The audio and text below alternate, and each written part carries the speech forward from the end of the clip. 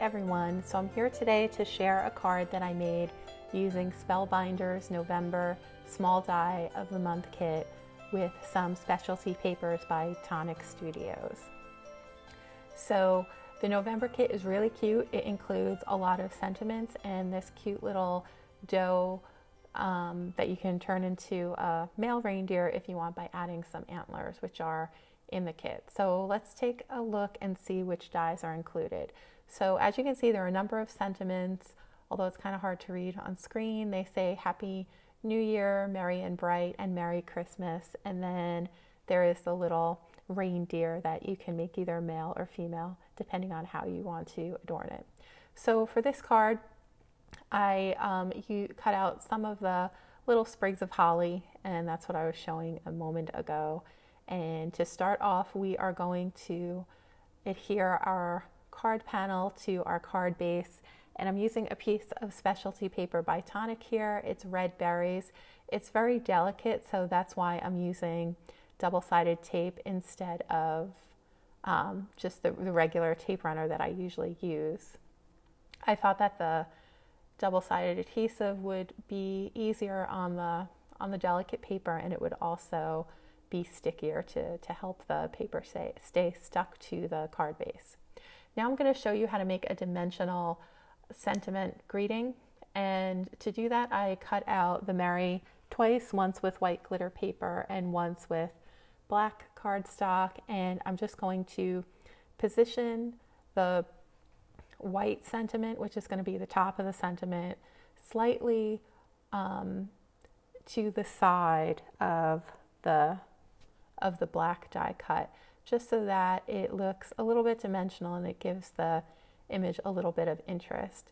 For this card, I just thought that by having the sentiment in white and black, it just helped to tie everything together. So I'm just kind of playing around until I get the sentiment to look the way I like, to have the paper piece just right. And I'm going to do the same thing with the word Christmas.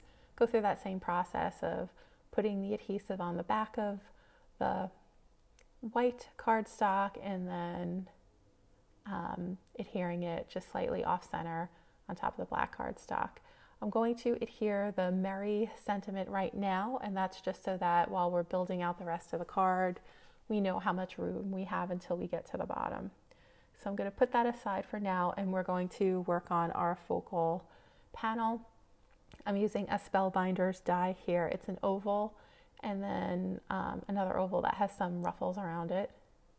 And I'm using cinnamon silk cardstock for the frame on the oval, and then some pattern paper by Lawn Fawn. It was from a winter release, maybe last year or the year before.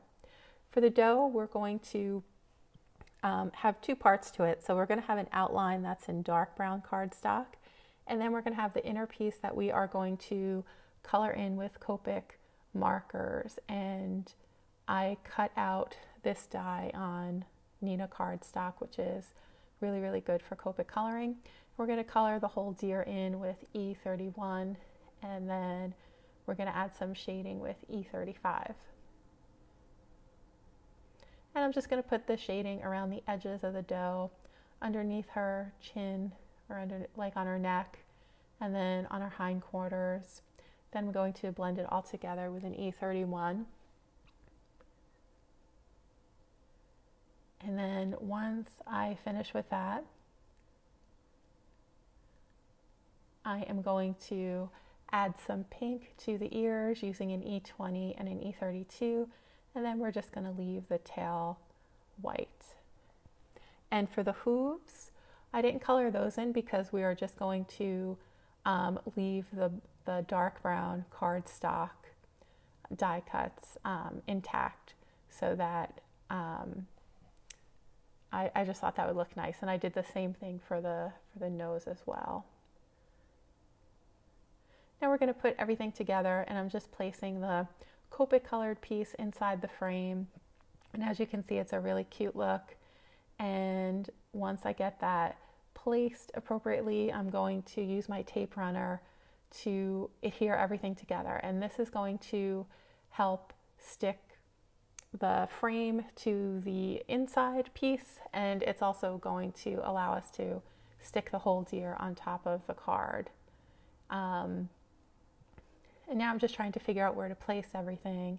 And I also have this piece of black felt paper that I got from MFT Stamps from their latest release. I think it's a great paper for the holidays. Could use it for lots of things, maybe even like a Santa's belt. That would be a cute use of that paper. And I'm just adding in the little foot that dropped off.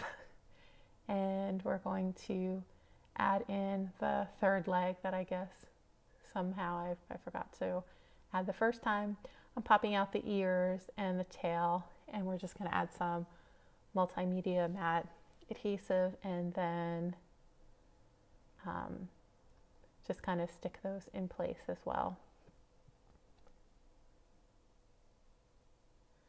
And then once we're done with this, we're going to flip the whole thing over and add some foam tape. And I'm just going to add 3 pieces of foam tape here, and then kind of place it in the center of the card. And then we're going to add our Christmas sentiment at the very bottom of the card, and I'm using some multimedia matte adhesive for this. And then after I stick it on, I'm going to put my bone folder on top of it. My bone folder is pretty heavy. I didn't have an acrylic block nearby, so I just did use that instead. Now we're going to adhere all the little holly sprigs. These I cut out using Emerald Hessian and Evergreen Fir specialty papers by Tonic. I'm only going to put tape on the very lower portion of the holly sprigs because I want the tops to kind of pop up around the scene so that it just is kind of fun and dimensional. And I'm doing my taping on that little piece of white scrap paper there just because I'm using a new mat, and tape tends to stick to it and ruin it, so I just did that.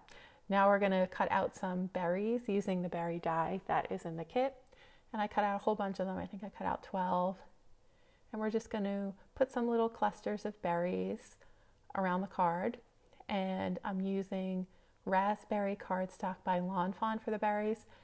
Raspberry is one of my favorite reds to use for Christmas or whenever you need to add a red to a card that already has red on it, because it's very bright, but also it doesn't tend to clash with other reds, or at least if it does clash, it's in a good way. So I am just going to keep adding my little berries, and then I'm going to let them dry for a little bit. And while they're drying, I'm going to add a bow to the little doe's neck because I just thought she was so pretty. She needed some more decoration. So I cut the bow out of glitter cardstock, and we're going to use that frame, the glitter frame.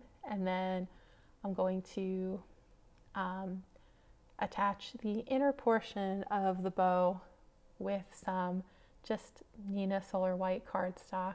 And I'm just showing you how I the shortcut that I took to arrange these little die cut pieces in the frame. So I just put the glue in the little holes, and then I just attach the white pieces directly on top while still in the frame, just so that I didn't have to go and pick up each one individually. So there we have it. Our little dough is done. And now we're just going to add some glossy accents to the berries to make them pop and make them really look like berries, I think. And then that is going to finish our card for today. So I hope you enjoyed this tutorial. I hope you give this card a try. It was a lot of fun. I think I'll probably make a few more so that I can send them out with my holiday cards. And I am so happy to be back after a long break away from YouTube. I just finished moving into my new house, and this is actually my first weekend here, and I have everything set up, and I am so happy to be back to card making, and I look forward to hearing from you all. So I hope everyone's doing well, and I will see you again in the next video. Thanks a lot.